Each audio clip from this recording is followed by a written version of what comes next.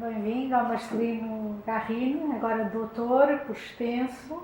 Obrigado. Muitos parabéns pelo seu doutoramento e a começar também por fazer a mesma pergunta que fiz ao professor Inácio, começar por se apresentar muito brevemente às pessoas que não o conhecem. Pronto. Eu sou Marcelino Garrino, moçambicano.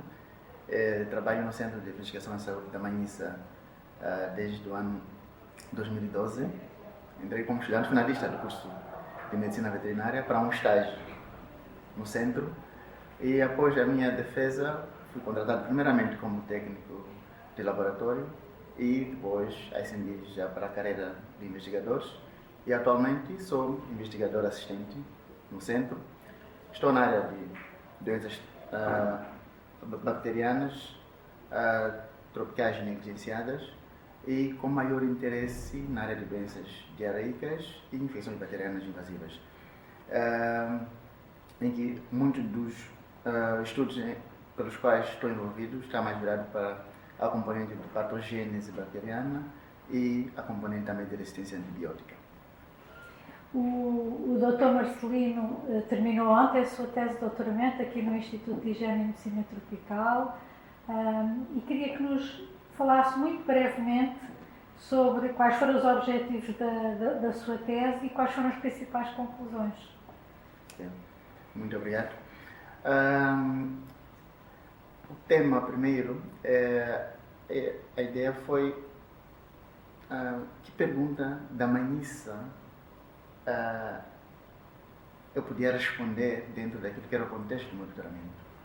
E vimos que dentro das infecções bacterianas invasivas já haviam alguns estudos feitos para patógenos como a tendência epidemiológica e peso, sobretudo de infecções por salmonella e Escherichia coli, mas ainda haviam poucos dados sobre a importância e o peso de doença causada por Staphylococcus aureus.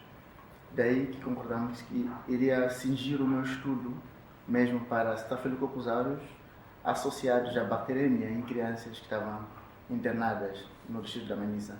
Então, sobretudo, queríamos ver exatamente qual é a incidência da doença, qual era o comportamento em termos de resistência antibiótica dos isolados que estavam circulando na Manhissa e quais eram os clones ou as principais estirpes que estavam associadas à bacteremia em crianças na Manhissa. E como grandes resultados, observamos que há uma tendência decrescente, felizmente, da incidência da doença ao longo dos anos, porém ainda a mortalidade ainda continua significativa e vimos que, de certa forma, estava associada a infecções pelos tipos multidroga resistentes, principalmente aos antibióticos que nós usamos de forma rotineira ao nível da Manhissa e em Moçambique no geral, e também vimos uma diversidade de estirpes que estão a circular na Manhissa ao longo do tempo, em que algumas estirpes tendiam a decrescer ao longo do tempo, mas ultimamente tivemos uma emergência de novas estirpes que na verdade não diferem um pouco daquilo que é a epidemiologia da doença que tem sido observada em outros países africanos. Quer dizer, temos estirpes emergentes que na verdade pertencem aos mesmos clones que as estirpes estão a emergir em outros países da África. E essas estirpes também apresentam um potencial virulento em modelos de infecção que nós usamos no nosso estudo. E daí que chama a atenção para a necessidade de, se calhar, revermos a nossa pauta antibiótica em uso ao nível do país e conduzirmos mais estudos para ver exatamente qual pode ser o impacto dessas novas estirpes emergentes ao nível dos pacientes infectados.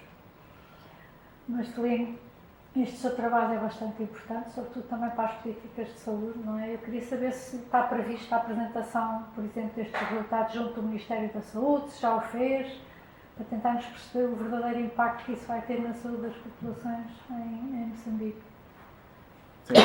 Sim, em Manhissa já é de costume de fazermos investigação para termos evidências para poder auxiliar nas políticas de saúde e temos feito isso com vários outros estudos que já conduzimos e para esse estudo não será diferente. Vamos a partilhar os dados em conferências nacionais, já fizemos em conferências internacionais e dados preliminares foram partilhados no passado em conferências nacionais. Agora já temos dados mais robustos e conclusivos. Vamos continuar a partilhar em conferências nacionais e também com as partes interessadas, nomeadamente os decisores políticos, para ver que, de certa forma, podemos contribuir para poder auxiliar nas decisões associadas à questão da regularização da toma e distribuição dos antibióticos e no manuseamento clínico dos pacientes no geral. Muito bem, obrigada. Sim. O Marcelino desenvolveu o seu trabalho entre o CISM, não é? com o professor Inácio Mandomando, que era um dos orientadores, e aqui no IHMT, com o grupo da professora Isabel Couto. Como é que foi trabalhar assim em duas instituições, em dois continentes diferentes? Qual é que foram os desafios, as recompensas que teve ao longo desta sua experiência? Pronto. Quando vim para cá para fazer o meu doutoramento, uma das questões que eu sempre debatia com o meu co-supervisor, o Dr. Inácio Mandomando, é como enquadrar o que são as atividades da Manissa com um grupo que trabalha na mesma área e se calhar com objetivos que também acabam pareando com aquilo que são os objetivos da Manissa. E felizmente encontramos aqui no grupo da microbiologia um grupo que também estava interessado em trabalhar na área da resistência, que é a área em que nós trabalhamos, e particularmente também estava interessado em trabalhar em gram-positivas, nomeadamente estafilococos. Então, isso acabou facilitando essa primeira aproximação, de tal modo que a primeira pessoa que eu aproximei foi a professora Isabel e o professor Miguel, e mostraram completa abertura.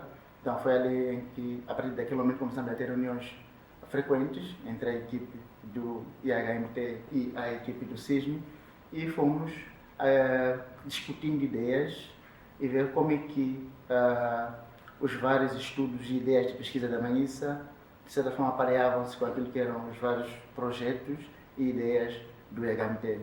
E com base nisso acabamos analisando a coleção de estafilococos aureus da Manissa de um período de 20 anos, em que parte das atividades foram feitas a nível do laboratório da Manissa, outras atividades também foram feitas a nível do laboratório do IHMT, e que acabou abrindo um espaço que a Manissa sempre quis, que é como alargar o nosso espectro em termos de investigação, de modo a incluir modelos de infecção, que infelizmente conseguimos fazer e com sucesso ao nível dos laboratórios daqui do IHMT. Muito obrigada. Então, querida, como agora antiga aluna, é a nossa antiga aluna do Instituto, que recomendações é que deixaria aos nossos futuros alunos, a outros colegas que queiram fazer o trabalho de doutoramento aqui no nosso Instituto? O que é que lhes recomendaria? Pronto. Antes disso, eu realmente defendi a minha tese ontem, mas ainda continuo sentindo como aluno, porque ainda vou continuar, quero continuar a trabalhar com a equipe do IHMT, e como dizem, que na verdade a fase de doutoramento é uma fase de início, na verdade, de atividades como investigador. Então, quer dizer que sinto que estou a dar continuidade ou a reiniciar a minha carreira de investigação, e com base nos resultados que nós tivemos, ainda há muito por se fazer. Então, antes de recomendar aos outros, eu irei primeiro dar seguimento a esse leque de atividades pendentes ou a novas perguntas de pesquisa que o meu trabalho abriu, e eu convido aos meus colegas da Manissa, de Moçambique, dos Palopes e outros interessados a virem explorar o IHMT, a colaborarem, sobretudo a virem estudar aqui no IHMT, que na verdade é sempre uma mais-valia ter uma equipe de docentes e pesquisadores muito experientes e abertos para colaborar.